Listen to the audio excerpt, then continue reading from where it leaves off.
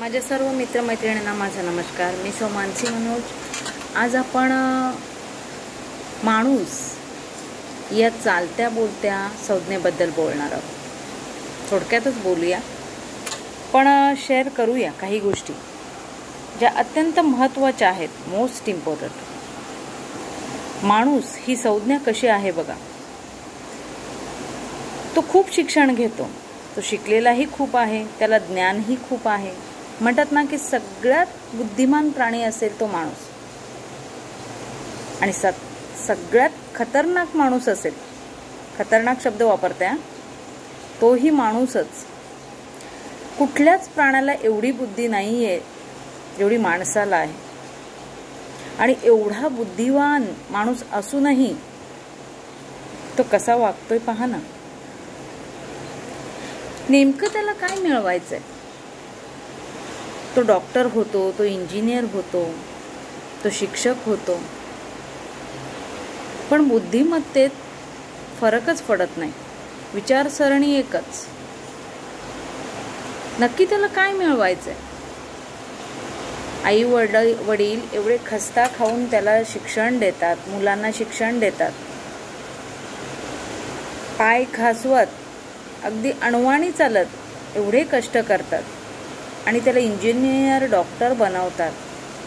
बऱ्याच आईवडिलांचे हे दुःख आहे की आमची मुलं शिक्षण घेऊनही वेगळ्या मार्गाला भरकटलेली आहेत, किंवा गळफास लावण्याचा प्रयत्न करतायत, विष घेण्याचा प्रयत्न करतायत. का? कशासाठी? मग एवढे शिक्षण घेताय तुम्ही. शिक्षण घेतलेली मुलं आज वेगळ्या मार्गाला, आता मी फोडून सांगत नाही, लागून काहीतरी विचित्रच करू पाहतायत. मग तुम्ही शिक्षण का घेताय? तुमच्या शिक्षणाचा फायदा तो काय? माणूस शिकतो कशासाठी? मग फक्त पुस्तकी ज्ञान महत्त्वाचं आहे काय? तर पुस्तकी ज्ञान वापरू नका. समाजात वावरताना जनरल नॉलेजही तेवढंच महत्त्वाचं आहे, स्वपरीक्षणही तेवढंच महत्त्वाचं आहे. आत्मपरीक्षण करा. प्रत्येक गोष्टीचा गांभीर्याने विचार करा की नक्की तुम्हाला काय मिळवायचंय. आई वडील कुठवर असतात? जोवर तुम्ही बोट धरून चालताय तोवर. एकदा का मुलाची चप्पल बापाला होऊ लागली, किंवा कडेवरचं मूल चालायला लागलं 2 पायाने, की आई बिनधास्त होते, वडील बिनधास्त होतात की आता हा स्वयंसिद्ध झालाय. पण मग तुम्हीही तुमच्या जबाबदारीने वागलं पाहिजे. समाजात वावरताना प्रत्येक वेळी तुमच्यासारखं तुम्हाला जे वाटतं ते घडेलच असं नाही. पण मग त्या दुःखांना, त्या संकटांना सावरून तुम्ही पुढं गेलं पाहिजे. जे आई वडील आपल्या मुलांसाठी खस्ता खातात, दुःख सहन करतात, अणवाणी फिरतात, उपाशी तापाशी राहतात आणि तुम्हाला शिकवतात, त्यांचं प्रेम तुम्हाला कमकुवत वाटतं का? त्यांचं प्रेम म्हणजे तुम्हाला भाजीपाला वाटतं का? की काही क्षणात भेटणाऱ्या माणसांसाठी तुम्ही त्यांचं प्रेम विसरता आणि गळफास लावण्याचा, विष घेण्याचा, आत्महत्या करण्याचा प्रयत्न करता. तर तरुणाईंना मी सांगेन की असं नका करू. तुमच्यावर खूप मोठी जबाबदारी आहे. जे आई वडील लहानपणापासून तुम्हाला आपल्यापेक्षा जास्त जपतात, स्वतः अधिक प्रेम करतात, की तुम्हाला काही झालं, तुम्हाला काटा लागला तर आईच्या डोळ्यात पाणी येतं, आणि त्या आईवडिलांचं प्रेम तुम्हाला क्षुल्लक वाटतं. अरे खूप मौल्यवान आहे ते प्रेम. जगात पैसे देऊनही मिळणार नाही. मी म्हणते ना की आईवडिलांचं प्रेम आहे ना, या प्रेमाव्यतिरिक्त तुम्ही दुसरं कुठलंही प्रेम स्वीकारलं तरी ते हेतू पुरेसर असतं. तू हे मला दिलंस तर मी ते देईन. पण आई वडील दोघंच असे आहेत आपल्याजवळ की ते कुठल्याही अपेक्षेने तुम्हाला प्रेम देत नाही, किंवा हेतू पुरेसर तुम्हाला वाढवत नाहीत, तुम्हाला शिक्षण देत नाहीत. अगदी ते निस्वार्थ प्रेम असतं. म्हणून काहीही करताना त्यांचा विचार करत जा. कुठलीही गोष्ट करताना डोळ्यासमोर क्षणभर आईवडिलांना आणा. तुम्हाला एखादं कृत्य करायचं आहे तर तुम्ही जाणीवेत डोळे बंद करा आणि आईवडिलांना स्मरा. तुमचे विचार बदलते. 100% सांगते मी, खरं आहे हे. कारण आईवडिलांना आठवल्यावर तुम्हाला कुठलंही वाईट कृत्य करता येणार नाही आणि चांगल्या गोष्टींना तुम्हाला प्रोत्साहन मिळेल. शिक्षण घ्या, शिका. त्यांच्यासाठी नका शिकू, स्वतःसाठी शिक्षण घ्या. तुम्हाला काय पाहिजे त्याचं आत्मपरीक्षण करा. पुढे जाताना नेहमी आत्मपरीक्षण करणं गरजेचं आहे की मला काय मिळवायचं आहे, नक्की माझं काय हेतू आहे, मी कशासाठी आलो आहे आणि मला कुठे जायचं आहे. एवढं तुम्ही विचार केलात ना तरी बरंचसं काही सॉल्व्ह होईल. बऱ्याच प्रॉब्लेम्सना सामोरे जाण्यासाठी तुम्हाला धैर्य मिळेल किंवा पुढे जाण्यासाठी तुम्हाला ती आत्मिक शक्ती मिळेल. म्हणून स्वपरीक्षण करा, अभ्यास करा स्वतःचा. बरं, इतरांनी दाखवलेल्या रस्त्यावर चालू नका. मी असं नाही म्हणणार की इतरांचे सल्ले घेऊ नका. सल्ले घ्या, काय करायचं काय नाही, तुम्हाला सल्ल्यांची गरजच आहे. पण सल्ला, समोरचा माणूस जो सल्ला देतोय तो चांगला की वाईट हा विचार करणंही तेवढंच महत्त्वाचं आहे. तुमची बुद्धी तर एवढी परिपक्व नक्कीच झाली असेल की हा विचार करू शकते की समोरचा माणूस मला काय म्हणतो आहे, मला काय सांगतो आहे आणि याच्यावर मी काय विचार केला पाहिजे, हे चांगलं आहे की वाईट आहे, एवढा तर विचार करू शकता. एवढी अपेक्षा तुम्ही कुणाकडनंच नाही करू शकत, ती स्वतःकडनंच करू शकता. मग तो विचार करा. एखाद्याने जर तुम्हाला सल्ला दिला की बाबा रे अमुक अमुक करायचं आहे तुला 10वी नंतर 12वी नंतर किंवा तुझ्या आयुष्यात तू हे करू शकतोस, तर ते चांगलं की वाईट हे क्षणभर याचा विचार करा. ते डिस्कस करा आईवडिलांसोबत. आईवडिलांना इग्नोर नका करू, त्यांच्याशी डिस्कस करायला लागा. कुठलेही प्रॉब्लेम्स, कुठल्याही समस्या तुमच्या जीवनात आयुष्यात असतील त्यांच्यापासून काही लपवू नका. जे तुम्ही मित्रांना अगदी दिलखुलास सांगता ते आईवडिलांना पण सांगत जा. कारण पहिले तुमचे मित्र हे आईवडीलच असतात, पहिले गुरु आईवडील असतात. आणि आईवडिलांना घाबरू नका. एक वातावरण, खेळीमेळीचं वातावरण निर्माण करा त्यांच्यासोबत की आई आज असं झालं, आई आज तसं झालं. तुमच्या आयुष्यातला प्रत्येक क्षण त्यांच्यासोबत जर तुम्ही डिस्कस करायला लागलेत तर नक्कीच आईवडील तुमचे चांगले उत्तम मित्र बनतील आणि ते तुम्हाला चांगला सल्ला देतील. चांगल्या मार्गावर जाण्यासाठी ते एक उत्तम मार्गदर्शक ठरतील. पण तुम्ही तसं करतच नाहीत. तुम्हाला फक्त मित्र आणि इतर एवढेच प्रिय असतात. मित्र प्रिय पाहिजेत, पण मित्रही तेवढाच उत्तमाचा पाहिजे, तेवढाच जातीचा पाहिजे. तो चांगल्या मार्गावर नेणारा पाहिजे, तर ती मैत्री खरी. नाहीतर चल रे इकडे चल, तिकडे पार्टी करू, तिकडे पार्टी करू, याला काही महत्त्व नाही. पार्ट्या करा पण उत्तमातून करा. अगदी जिथे अधोगतीचा मार्ग स्वीकारायला लागेल तुम्हाला तसे मित्र काही कामाचे नाहीत. ते तुम्हाला अधोगतीलाच नेणार, ते तुम्हाला खाईतच लोटणार. म्हणून उत्तमातून उत्तम जे घेता येईल किंवा ज्यांची उत्तमातून उत्तम संगत जळेल असे मित्र शोधा, असे विचार तुम्ही स्वीकारा आणि उत्तम मार्गाला जा. पहा, तुमचा मार्ग नक्की तुम्हाला सोयीस्कर होईल. सुखदुःख सगळ्यांनाच असतं. कुठला माणूस असा आहे की ज्याला सुखदुःख नाही आहे? मला दाखवा तुम्ही. अगदी अंबानीपर्यंत सुखदुःख सगळ्यांनाच आहेत, टेन्शन सगळ्यांनाच आहेत. पण सुखदुःखांना सामोरे जाण्यासाठी तेवढंच आत्मिक बल स्वीकारा, आणा तुम्ही स्वतः. ती कार्यक्षमता तुम्ही तयार करा. सुखदुःखांना सामोरे जाणारा माणूसच खरा माणूस असतो. त्याच्यातून पळ काढू नका. वादळे अनेक येतील, पण तुम्ही तुमच्या मताशी ठाम राहिलात, तुम्ही त्या वादळाला अगदी सामोरे गेलात, तर वादळ ही फुंकरीसारखं असतं, एवढं लक्षात ठेवा. असं कुठलाच प्रॉब्लेम नाही जो सॉल्व्ह होत नाही. अशी कुठलीच समस्या नाही जी सॉल्व्ह होत नाही, पण ती केली पाहिजे, तो प्रयत्न केला पाहिजे. बरं, माणूस लग्न करतो, संसार थाटतो, सगळं काही होतो. अगदी पत्नी घरी आल्यावर तो तिच्यासाठी रान एकत्र करतो. जे पाहिजे ते त्याला मिळवण्याचा ध्यास लागतो. आता ते मागचं झालं तरुणाईसाठी. आता मी थोडं पुढे येते की लग्न झाल्यावर माणसाची काय अवस्था असते. नवं लग्न झालं तेव्हा तो आई वडिलांचं ऐकत असतो. आई हे करायचं, आई ते करायचं. पण जसं जसं एकमेकांची मतं जुळू लागतात, ते दोन मनं जवळ येऊ लागतात, तसं तसं तो दुरावतो. का? आईवडिलांपासून दुरावतो, कुटुंबापासून दुरावतो. खरंच दुरावण्याची गरज आहे काय नातेवाईकांपासून? संगतीचा परिणाम. समोरच्या माणसाची संगत उत्तम असेल तर तो धरून राहतो, बरोबर ना.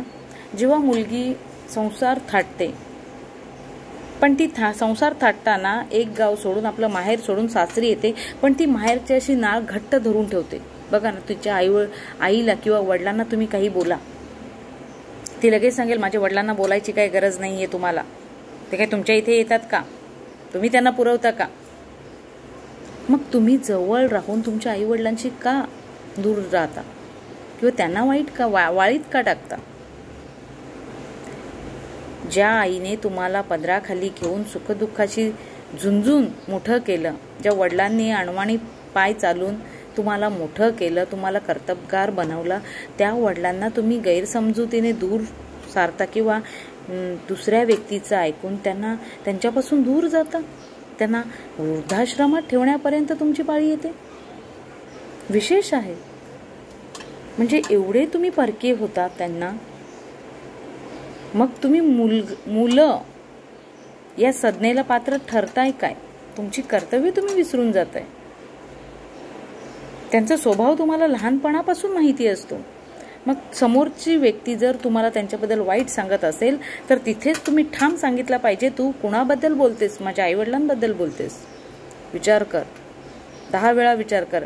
हे एकदाच तुम्ही सुनावलत ना, अगदी मी महिला आहे तरी तुम्हाला सांगते, हे एकदाच तुमच्या पत्नीला सांगितलत ना तर दुसऱ्या फेरीला ती अशी चूक करणारच नाही. तिला कळेल की नाही माणूस खरा आहे, उत्तमाचा आहे. का दूर करत असतात त्या, कारण त्यांना आता कलियुगात मुलीला फक्त मी आणि माझा नवरा एवढेच हवं असतात. 100तून 2% अशा असतात की त्यांना परिवार हवा असतो. त्यांना जाणीव असते की आपले पण आई वडील आहेत, आपल्या पण वहिनी आल्यात, येणार आहेत, जर त्यांना अशी वागणूक दिली तर काय होणार. म्हणून त्या सासू सासऱ्यांना जपतात. पण 98% मुली अशा आहेत ज्यांना वेगळा संसार थाटायचा असतो. 6 महिने झाले की त्या वेगळा संसार थाटायच्या मार्गावर लागतात. हळूहळू कुटुंबाला दूर करू लागतात मुलाच्या. पण याची जाणीव आपल्याला हवी, कारण ती नवीन आहे, तिने जन्म नाही घेतलेला इथे, आपण घेतलाय. आईवडील आपले आहेत म्हणून आपल्या आईवडिलांची काळजी आपण घेतली पाहिजे आणि तिलाही शिकवलं पाहिजे की हे बघ, ह्यांनी मला वाढवलंय, ह्यांनी मला कर्तबगार बनवलंय. जसं हे माझे आईवडील आहेत तसे तुझेही आहेत. तिच्या भावनांनाही जपा आणि आईवडिलांच्या भावनांनाही जपा. या दोहोंमधला जो समतोल तुम्ही साधताय त्यालाच माणूस म्हणतात, त्यालाच मुलगा म्हणतात. ती टेक्निक तुम्हाला जमली की तुम्ही सगळं मिळवलं संसारात. बरं, काही वेळा असं होतं की 2 माणसं जी पती पत्नी आहेत ते स्वतःचा संसार थाटण्यासाठी आईवडिलांशी भांडण करतात, कुटुंबाशी भांडण करतात, सगळ्याशी वेगळं होतात. मिळवता ते एकमेकांना एवढे जवळ येतात एकमेकांच्या की एकमेकांची काळजी करू लागतात आणि एकमेकांसाठी ते कुणाशीही वाद करायला तयार होतात. अगदी पत्नीच्या सुखासाठी माणूस काहीही करायला तयार होतो. आपले मतं पण तो गहाण ठेवतो. स्वतःला गहाण ठेवून तो घरात सुख कसं आणता येईल, कसं ज्या वस्तू हव्यात त्या आणता येतील, जे नाही ते मिळवता येईल याचा प्रयत्न करतो. आणि या प्रयत्नात करता करता हे प्रयत्न करता करता जे मिळवायचं असतं ते मिळवतोही तो. पण मग जिच्यासाठी आपण करत असतो किंवा ज्याच्यासाठी आपण करत असतो हे सगळं आणि सगळं मिळवतो, सुखासुखी जगणं सुरू होतं आणि ते जगण्याचा उद्देशच विसरून जातात. अगदी महिलेसाठी पण हे लागू आहे आणि पुरुषासाठीही हे लागू आहे.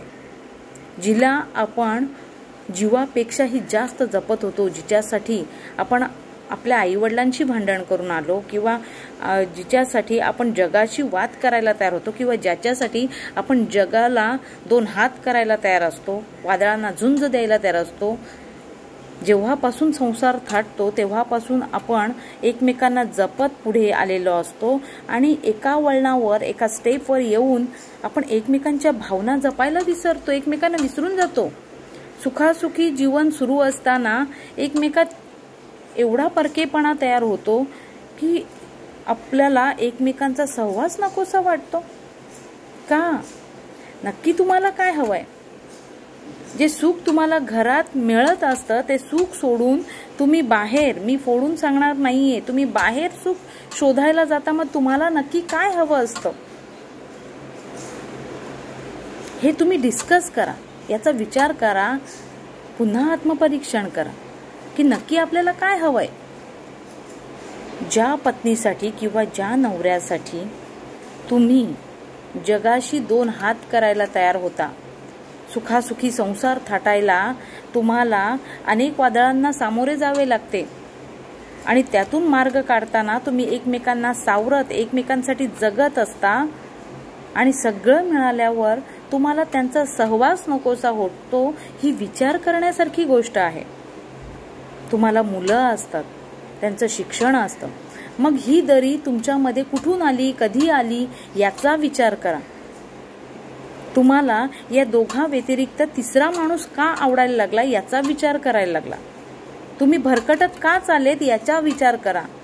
तुम्हाला घरामध्ये सुख का मिळत नाही किंवा कशासाठी तुम्ही घरामध्ये तुमचा पाय ठरत नाही याचा विचार करा आणि मग या आत्मपरीक्षणाने तुम्हाला तुमची उत्तरं मिळत जातील की मी कुठे चुकलोय, आपलं कुठं चुकलंय किंवा आपण एकमेकांच्या सहवासाने आपला एकमेकांचा सहवास कुठे खंडित झालाय, का झालाय याची उत्तरं मिळवा तुम्ही. त्यासाठी तुम्हाला आत्मपरीक्षणाची गरज आहे. कारण सगळं मिळवता येईल, पण संसारामध्ये एकदा गैरसमज निर्माण झाले तर ते पुन्हा स्थिर किंवा पुन्हा तसेच नाही होऊ शकत. जी दरी तुम्ही खोदताय स्वतःहून, जे तुम्हाला कळत नाही की तुम्ही काय करताय, पण जेव्हा तुम्ही विचार कराल तेव्हा तुम्हाला कळेल की आपलं कुठं चुकते, कुठेतरी चुकत असतं, पण ते कळत नाही आपल्याला. कारण खूप पैसा मिळाला माणसाला, खूप धनदौलत मिळाली की एका जाग्यावर त्याला वेगळे मार्ग, काहीतरी ऐशो आराम करण्याची गरज भासते. का भासते? बाहेर कुठेतरी पार्ट्या करण्याची किंवा बाहेर कुठेतरी एखाद्या तिसऱ्या माणसाला जॉईन होण्याची गरज का लागते तुम्हाला? का तुम्ही असमाधानी असता? घरामध्ये तुमचं मन रमत नाही याचा विचार करा थोडा. ज्या सुखासाठी तुम्ही आयुष्यभर कष्ट केले, ज्या समाधानासाठी मुला आणि पत्नीसाठी किंवा नवऱ्यासाठी तुम्ही आयुष्यभर झटत आलात आणि एक मध्यंतर काळ आल्यावर तुम्हाला ते नकोशे वाटतात, अगदी त्यांना सोडू पाहताय तुम्ही. बरेच वेळा मुलं झाल्यावर किंवा मुलं मोठी झाल्यावर सुखासुखी सगळं चालत असल्यावर नवरा किंवा बायको घटस्फोट मागतात. का? कशासाठी? का त्यांच्यात मन तुमचं रमत नाही किंवा का तुम्ही त्यांना असं दगा देऊन ना बाहेर वेगळं काहीतरी करू पाहताय? फोडून सांगत नाहीये मी, ह्याची गरज तुम्हाला का भासते? जेव्हा नवरा किंवा बायको एकमेकांशी खोटे बोलू लागतात, घरामध्ये एकमेकांना नजर चुकून काहीतरी वेगळं वागू लागतात, तेव्हा समजायचं की नातं संपुष्टात आलंय. आणि हे नवरा बायकोचं नातं किती अनमोल आहे हे तुम्हाला कळत असेल कदाचित किंवा नसेल, पण मी सांगू इच्छिते की हे नातं तुम्ही गमावण्या अगोदर 10 वेळा विचार करा की जे 7 फेरे घेऊन आपण जे लग्न करून येतोय किंवा लग्न करून एखाद्या नवीन व्यक्तीला आपल्या घरी आणतोय, त्या माणसाने एकेकाळी आपल्याला सुखदुःखात साथ देऊन ना इथवर आणलेलं आहे. आणि सुखासुखी सगळं झाल्यावर आपण त्या माणसाला सोडू पाहतोय किंवा त्या माणसाशी खोटं बोलतोय किंवा त्या माणसाला नजर चुकून काहीतरी वेगळं करतोय, तर हे किती मोठं पाप आहे, हे किती मोठं कांड आहे.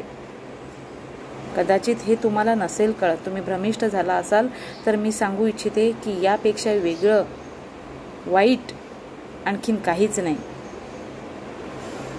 जेव्हा एखादा नवरा किंवा एखादी बायको आपल्या जोडीदाराला फसवून काहीतरी वेगळं करू पाहते, तेव्हा ते जे दुःख माहिती होतं, ती जी वेदना माणसाला होते त्यापेक्षा दुःखद आणखीन काहीच नसतं. म्हणून एकमेकांना धरून राहा आणि इथे तुमची प्रगती खुंटते. कर्तृत्व महत्वाचं आहे, जबाबदारी महत्वाची आहे, जाणीव महत्वाची आहे.